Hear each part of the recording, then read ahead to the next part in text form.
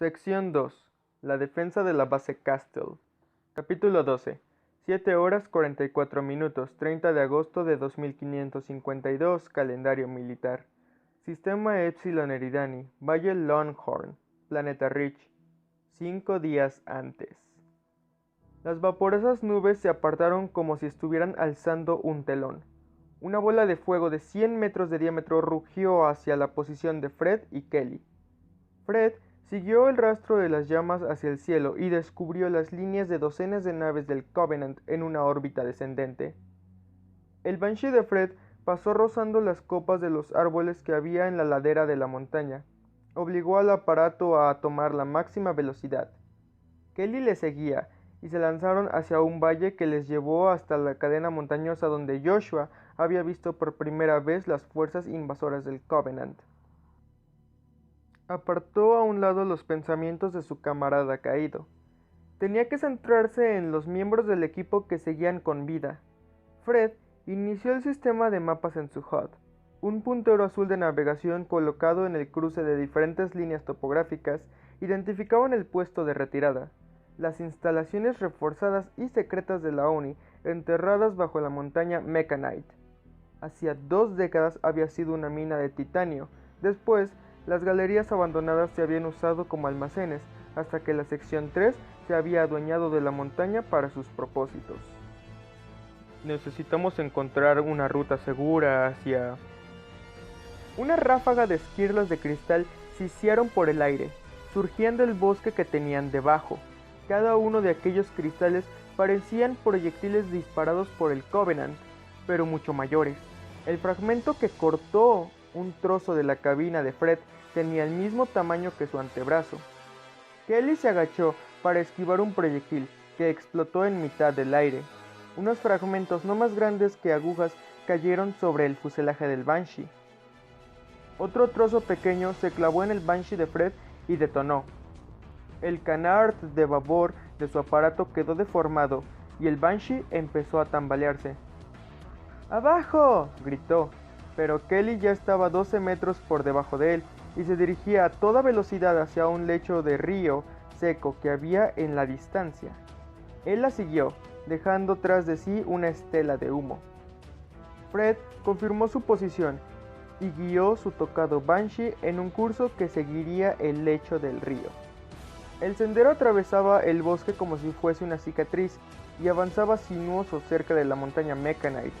Con suerte, podrían abandonar los Banshees y correr hasta las instalaciones de la ONI.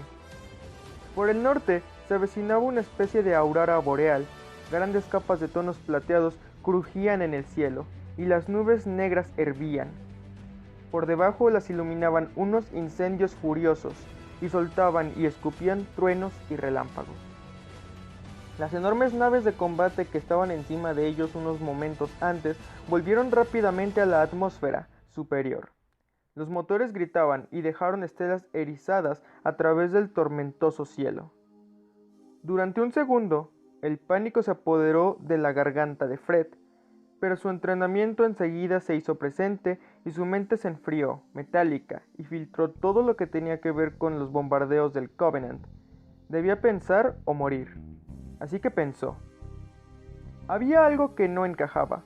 Los bombardeos de plasma del Covenant siempre producían en una pauta cruzada hasta que todos los centímetros cuadrados de la superficie se habían convertido en vidrio o en ceniza. Las naves que había en el cielo no habían acabado su trabajo. Echó un vistazo a derecha e izquierda. Los muros de llamas estaban devorando 100.000 hectáreas de bosque, el mismo bosque en que Fred y sus compañeros se habían entrenado desde pequeños. Las columnas de humo negro y calor subían hacia el cielo. Una oleada pasó por encima de Fred y de Kelly. No pudo ver lo que era, pero lo sintió, como 1.000.000 de hormigas que hubiesen penetrado en su armadura y estuviesen picándole. La estática llenó su visor y después desapareció con un pop. Los escudos cayeron a cero y lentamente empezaron a recargarse. Las cápsulas gravitatorias de sus Banshees parpadearon y tosieron. ¡Un pulso electromagnético!, le gritó Kelly por radio. ¡O el efecto del plasma! «Aterriza», le ordenó Fred. Kelly bufó, no muy contenta por la radio, y la apagó. Descendieron del cielo, planeando con la poca energía y las pocas cualidades aerodinámicas que les quedaban en los Banshees. Fred apuntó su nave hacia las humeantes rocas del lecho seco del río.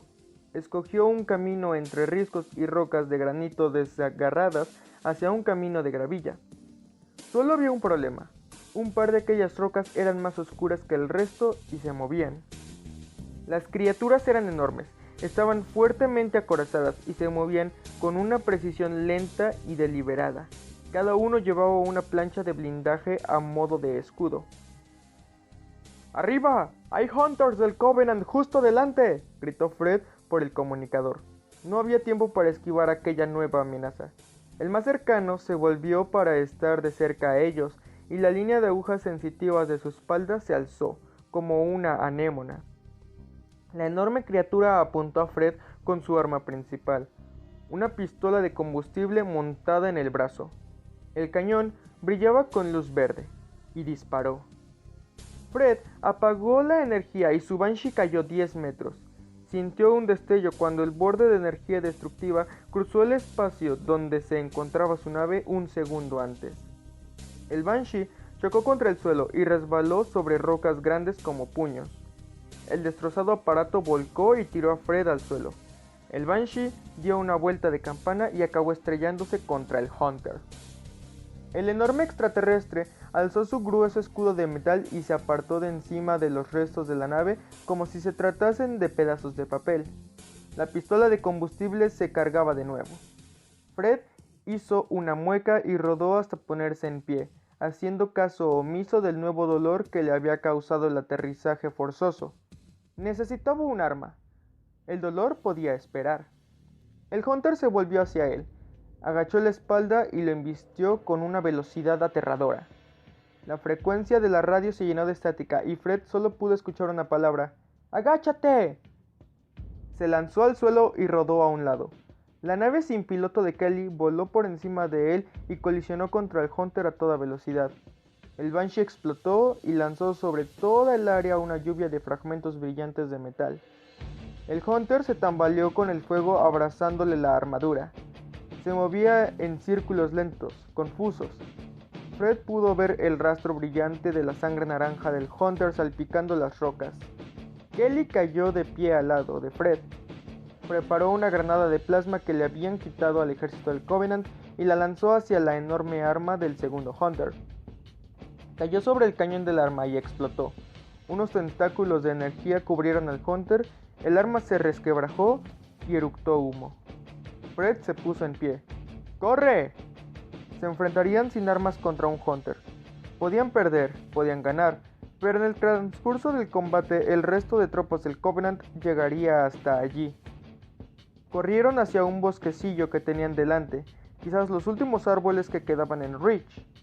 El Hunter, confuso por la destrucción de su arma y su compañero consumido por las llamas, dudó, sin saber qué hacer. ¿No lo viste cuando estábamos en el aire?, preguntó Kelly con la voz teñida de preocupación. La mitad de las tropas de asalto del Covenant están delante. ¿Infantería?, dijo Fred, aumentando la velocidad. ¿A qué distancia? A medio kilómetro. Eso tampoco tenía ningún sentido. ¿Por qué tener tropas en el planeta si destruyes todo desde la órbita? Hay algo que no encaja, le dijo Fred. Vamos a ver qué se proponen. La luz de Kelly se encendió con un tono rojo. Están entre nosotros y el punto de retirada, siguió Fred. Tenemos que hacerlo. Entraron en el bosquecillo, se detuvieron y miraron a sus espaldas. El Hunter caminaba tras ellos, pero era una persecución inútil. Aunque en ocasiones podían sprintar, los Hunters eran demasiado lentos. Estaban atrapados entre las tropas Covenant del suelo y las del aire. Ni Fred ni Kelly quisieron pronunciar en voz alta la pregunta que les acuciaba las mentes. ¿Seguía en pie el último punto de retirada o lo habían encontrado los Covenant que se interponían entre ellos y el resto de su equipo y lo habían destruido? La radio chisporroteó algo. El equipo Gamma Alpha, contesten. Gamma al habla, Alpha. Puedes hablar. De nuevo el rugido de la estática. Whitcomb. Demasiados. Tuvimos... ¿Me reciben? Gamma, gritó Fred. El punto de retirada es peligroso, repito, peligroso. ¿Me reciben? Solo estática. Espero que me hayan oído, le dijo a Kelly. Rojo 21 se puede ocupar de su equipo, no te preocupes. Avanzó en silencio y le hizo una señal con la mano para que la siguiese. Mira eso. Fred miró a su espalda. Ni rastro del Hunter y no aparecía nada en su sensor de movimiento. Siguió a Kelly y apartó un zarzal de moras. Aparcados en un claro, esperaban algunos vehículos del Covenant en 3 líneas de 4. Eran tanques de mortero. Los tanques contaban con 2 aletas laterales anchas, bajo las cuales escondían cápsulas antigravitatorias blindadas. Eran muy estables, de superficie lisa y disparaban el arma terrestre más poderosa del Covenant, los morteros de energía. Fred les había visto en acción, disparaban una esfera encapsulada de plasma que lo borraba todo a 20 metros del impacto. El blindaje de titanio, el cemento, la carne, todo quedaba vaporizado. Los marines llamaban a estos tanques Bright, el aspecto de la muerte, ya que si te los encontrabas normalmente era lo último que llegabas a ver. Había un puñado de grunts haraganeando alrededor de los tanques, además de docenas de mecánicos flotantes del Covenant. Estos parecían enjambres que volasen por encima y por debajo de la maquinaria. Lo que le pareció más interesante a Fred era que las escotillas de los vehículos estaban abiertas. No puedo pensar un disfraz mejor, susurró Kelly, que 5 toneladas de blindaje del Covenant. Empezó a caminar. Fred apoyó una mano en su brazo para detenerla. Espera, piénsalo bien. Hay 2 posibilidades. Una, que el Covenant haya descubierto el puesto de retirada. Si es así, nos acercaremos disparando a diestro y siniestro para abrir un camino para el equipo Delta. Kelly asintió. ¿Y la otra posibilidad? No saben que el equipo Delta está escondido en el interior de la montaña. Si es así... Fred dudó. Si es así, tendremos que alejarnos de allí. Temía que dijeras eso, contestó Kelly después de pensarlo un momento. Dio una pequeña patada contra el suelo. Pero tienes razón. En sus sensores de movimiento apareció un elemento a las 6. El Hunter debía habérselo repensado. Había decidido descubrirlos y pisotearlos. Vamos, susurró Fred. Cruzaron el campo rápidamente y en silencio, y los grunts ni siquiera les vieron. Fred y Kelly llegaron junto a los tanques Braid. Fred le hizo a Kelly una señal para que siguiese y ésta saltó al interior de la escotilla más cercana. Un momento después, Fred trepó hasta el siguiente tanque y se dejó caer dentro. Cerró la escotilla detrás de él. Era una de las decisiones más desesperadas y más estúpidas que jamás hubiese tomado. ¿Cómo iban a derrotar a toda una fuerza invasora del Covenant con solo un par de tanques? Además, con unos tanques que no tenían ni idea de cómo manejar. Rojo 1, le llamó Kelly por radio. Estoy preparada, cuando digas. Fred, entre tinieblas, examinó el interior. Delante de él había un asiento construido con el mismo tipo de metal moteado de púrpura que los Banshees. Fred se colocó en él. Era demasiado alto y tenía que permanecer medio agachado. Las superficies del control holográfico y las pantallas saltaron a la vista enfrente de él y le mostraron un panorama de 360 grados. A través de su recubrimiento blindado, sintió el rugido y el temblor que ocasionaba el tanque de Kelly, que se ponía en marcha. Fred no comprendía ninguno de los símbolos, pero tenía algo familiar. Algunos controles eran similares a los de las Banshees, pero nada era exactamente igual. Se relajó todo lo que pudo, teniendo en cuenta la situación, y sus manos se movieron por encima de los controles. Tocó un símbolo que podía haber pertenecido a la iconografía azteca, a un plato de espagueti o a un cruce de rutas de pájaros. Su tanque rugió y se alzó 1 metro por encima del suelo. Fred frunció el cejo. Había tenido mucha suerte de haberlo acertado a la primera. Eso era algo más que suerte.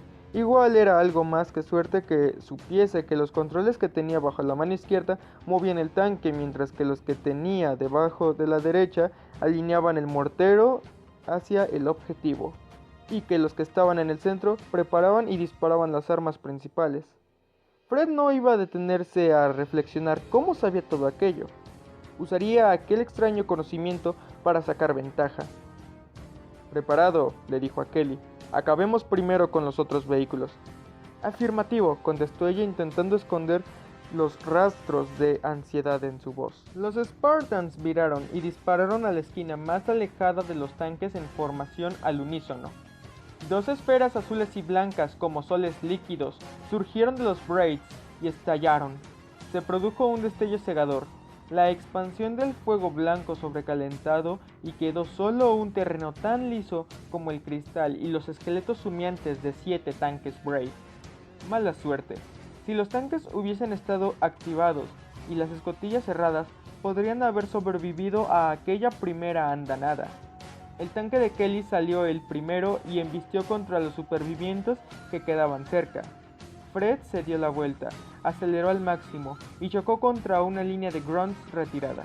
Una serie de golpes sordos y satisfactorios resonaron en la cabina. Los dos tanques Braid se abrieron camino a través de una línea de árboles, cuyos troncos quedaron reducidos a astillas. Detrás de ese bosquecillo estaba el campamento Covenant. 1,000,000 de grunts y jackals corrían hacia ellos, con las armas y los escudos personales preparados, pero ninguno disparó. Pasaron por el lado de los dos tanques. «Creen que estamos de su lado», dijo Fred. «Van a comprobar quién les ha atacado. No hagamos nada para demostrarles la verdad, a menos que sea necesario». La luz de reconocimiento de Kelly se encendió, y ella siguió adelante a través de los grunts que se separaban al verla venir. A medio kilómetro estaban las estructuras hexagonales, doradas y plateadas, las tiendas de escudos de los élites. Había media docena de torretas de plasma inmóviles. Los vigilaban Shades, y más allá estaba la montaña donde se encontraban las cavernas de las instalaciones de investigación secretas de la sección 3 de la ONI. El Covenant también había llegado hasta allí. Sin pensarlo, Fred presionó un control. La pantalla aumentó. Un centenar de mecánicos Covenant trasladaba equipo pesado, taladros, láser y cintas de transporte, además de una maquinaria gigante con forma de insecto que parecía que pudiese excavar completamente la montaña. «Han encontrado las cavernas», le dijo Fred a Kelly, «y parece que van a sacarlos fuera a golpe de pala». Pero de nuevo, ¿por qué? ¿Por qué no los freían desde la órbita? El Covenant nunca tomaba prisioneros, excepto en alguna ocasión, para ejecutarlos por puro deporte. No se preocupaban por ello, a menos que no buscasen al equipo Delta. «Delta, si me están escuchando», dijo Fred por radio, «nos acercamos por el sur-sureste con un par de tanques Braid capturados. Sabrán cuáles son por los fuegos artificiales. Mantengan las cabezas bajas y no disparen». Encendió un canal personal hacia Kelly. «Abre un camino, Rojo 2. Mata todo lo que se interponga y haznos llegar hasta la entrada. ¡Ya!». «Estoy en ello», susurró ella con la voz tensa por la concentración. Una luz azul de reconocimiento parpadeó. Pero no era la de Kelly. Indicaba que era el Spartan 039, Isaac. Era parte del equipo de Will, así que estaban encerrados en la posición de retirada. El alivio lo invadió al saber que su equipo se encontraba allí y que seguía con vida.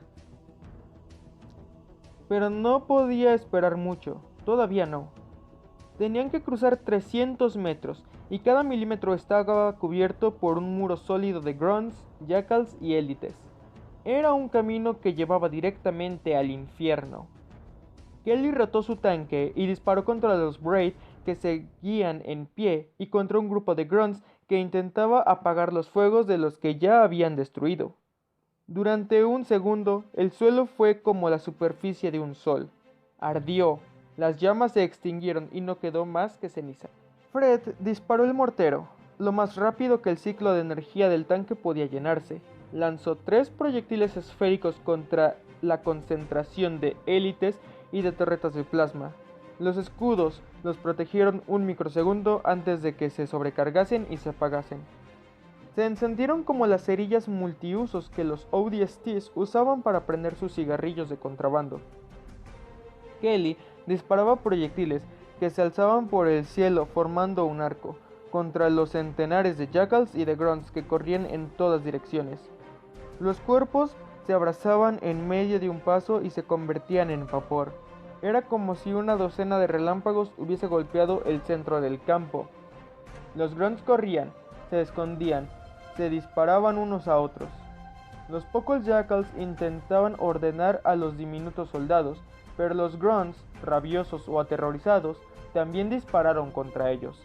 Fred captó algo de movimiento por el rabillo del ojo. Una sombra se acercaba a su tanque, y un golpe los zarandeó completamente. Tenían que ser Banshees. Tenía sentido que tuviesen ya élites en el aire patrullando. Se maldijo por no haberlos localizado antes. Ahora, solo era cuestión de tiempo. Sin ayuda de infantería, tarde o temprano las tropas terrestres y aéreas del Covenant se encargarían y los destruirían. ¡En marcha!, gritó por el comunicador. ¡Deja los contactos y dirígete a las cuevas! Kelly giró su tanque y lo lanzó a través de la matanza. Fred la dejó avanzar y se detuvo para apuntar contra el equipo de excavación. Disparó una vez. 3 impactos rápidos golpearon contra la cubierta de su tanque, explotaron y le sacudieron hasta los dientes. Disparó 3 veces más contra la excavación e hizo avanzar el tanque Wraith, que tembló antes de empezar a avanzar. Apretó los dientes y sonrió. En la pantalla, el humo se había disipado lo bastante para permitirle ver el taladro láser, las cintas de transporte y las excavadoras insectoides convertidos en montones de chatarra medio fundida. La pantalla perdió su enfoque. No. Fred se dio cuenta de que no era la imagen, sino que en su cabina estaba entrando humo. ¡Tienes Banshees justo encima!, le gritó Kelly. ¡Sal ya! Fred abrió la escotilla y se arrastró al exterior. Encima de él, una docena de Banshees daban la vuelta para acabar de destruir su mellado tanque. Fred saltó, dio una voltereta, se puso en pie y corrió. Un puntero de navegación apareció en su HUD sobre una grieta en la ladera de la montaña, donde antes estaba la entrada a las cavernas. Un mazo al rojo vivo le golpeó en plena espalda. Era una pistola de plasma sobrecargada. Se tambaleó hacia adelante, pero no perdió el equilibrio y siguió corriendo. No había tiempo para detenerse. Echó un vistazo a la barra de escudos. Estaba completamente vacía, pero empezaba a recargarse lentamente. Empezó a correr en zigzag, agachado, esquivando proyectiles. No sobreviviría a otro impacto parecido. ¡Date prisa!, le urgió Kelly. Cruzó los centenares de metros que le quedaban en segundos y saltó a un cráter, donde antes había quedado una caseta de vigilancia y la entrada de seguridad a la base subterránea de la ONI. Kelly estaba allí, sujeta al borde del cráter, sujetando la metralleta de un Warthog. Apuntó por encima de la cabeza de Fred y roció al enemigo con fuego de cobertura. Will, el Spartan 043, estaba a su lado. Fred se sintió contento de verlo con vida y todavía más al ver que sostenía un lanzacohetes Jackhammer. ¡Abajo!, le dijo Kelly mientras señalaba con la cabeza el centro del cráter. ¡Te cubrimos! Continuó disparando hasta que acabó con las municiones de la ametralladora. Will apuntó y apretó el gatillo. Un cohete cortó el aire y su estela de humo blanco marcó el camino hacia la cabina de un Banshee que se aproximaba. La nave alienígena se desintegró en una esfera de fuego. Fred se dio la vuelta y vio un hueco que se adentraba en el suelo. A un extremo había colgado un cable de acero que pendía sobre las profundidades. Agarró el cabo, saltó y se deslizó hacia la oscuridad. Sintió una vibración a través del cable, 1, 2 veces, cuando los otros Spartans le siguieron. Tras 300 metros de caída libre, vislumbró una iluminación débil en el fondo del hueco. Era el enfermizo tono amarillo de los bastones de iluminación química. Fred tensó su agarre en el cable y su descenso se frenó un poco. A 1 metro del fondo se soltó y aterrizó medio agachado. Se apartó del camino y dejó que los otros Spartans aterrizaran detrás de él. Por aquí, dijo Will, y atravesó una serie de puertas del ascensor que habían abierto a la fuerza. Fred se dio cuenta de que Will andaba con una pierna tiesa y recordó que los Spartans que habían enviado allí estaban heridos. Era irónico que los hubiese mandado lejos del centro de la batalla y hubiesen acabado en medio de otra situación más difícil aún. Pero todavía no estaban muertos, que era más de lo que esperaba del equipo Beta. Entraron en un pasadizo forrado de planchas de acero inmaculado, bruñido, que reflejaban su imagen y la débil luz química. Encima de sus cabezas se produjo una explosión enorme. El hueco por el que habían bajado se llenó de rocas y arena, y el polvo se adentró en el pasadizo. Minas antitanque Lotus, explicó Will. Eso frenará un poco a los huéspedes que han venido sin invitación. 2 Spartans más, Isaac y Bing, estaban a ambos lados del pasadizo, detrás de barricadas levantadas con rocas. Movieron la cabeza en dirección a Fred, pero mantuvieron los ojos y las armas apuntando al otro extremo del corredor. ¿Dónde está el resto del equipo? ¿Y los marines de la compañía Charlie?, preguntó Fred. No lo lograron, contestó Will con la voz plana. Nos separamos al venir hacia aquí, meneó la cabeza. Desde entonces, ninguno contactó. Fred se quedó en silencio un momento. En el listado del equipo marcó a aquellos 3 como desaparecidos en combate, al igual que al resto de Spartans del equipo de Will. La lista de Spartans con la que podía contar era exageradamente corta. Fred sintió que el estómago le daba un vuelco.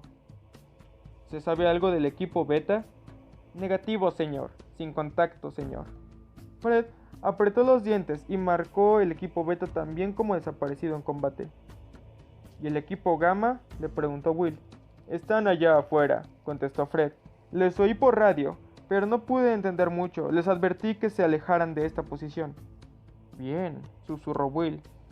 El corredor acababa en una puerta acorazada. Los escáneres de retinas y de plasma están rotos, explicó Will. Hay accesos por voz, pero los hemos intentado sin ningún resultado. La puerta debe tener 1 metro de grosor, pero sin herramientas o 1 kilo de explosivos estamos atrapados a este lado. ¿Han hablado con la gente que hay al otro lado?, preguntó Kelly. El canal está abierto, respondió Will, pero nadie ha contestado. Todos los que estaban al otro lado seguramente escaparon. O quizás no has dicho nada que quieran oír, replicó Kelly. Silbó una melodía de 6 notas. No había pensado en eso, indicó Will, asintiendo. La melodía era el código secreto de los Spartans desde que eran pequeños y se entrenaban en Reach. Era una señal para indicar que todo estaba despejado y se podía salir. Solo lo conocían los Spartans y un grupo selecto de gente. Gente que podía seguir allí dentro. Kelly encendió el micrófono y silbó la melodía. Soltó la tecla y esperó. Pasaron 2 minutos en el reloj de emisión de Fred. Demasiado tiempo para permanecer todavía allí sin hacer nada. Mientras los Covenant que tenían por encima de sus cabezas estaban pensando una forma de cavar una abertura y hacerlos pedazos. Ha sido una buena idea, le dijo a Kelly. Vamos a examinar el hueco. Quizás no se hayan derrumbado completamente. ¿Quieres? Se oyó el golpe de un mecanismo y un zumbido en el interior de la enorme puerta. Después vino un siseo y los refuerzos se apartaron. La puerta de 1 metro de grosor se abrió hacia adentro sobre bisagras perfectamente equilibradas, silenciosas. Una luz brillante inundó el pasadizo. La silueta de una figura se recortó en el umbral. El visor de Fred compensó y aumentó la imagen y vio una figura humana, delgada, femenina. Llevaba una falda plisada, gris, y una bata de laboratorio blanca, con un colector de datos metido en el bolsillo del pecho. Captó el reflejo de sus gafas, rodeado por las líneas bifocales. Llevaba el pelo gris recogido con una cola, pero fue su cara lo que le llamó la atención. Reconocía aquella piel tersa, suave, que solo tenía arrugas en los bordes de la boca y de los ojos, entre azules y grises. Era el intelecto detrás del programa Spartan 2, y la persona que había inventado la armadura Mjolnir era la doctora Catherine Halsey.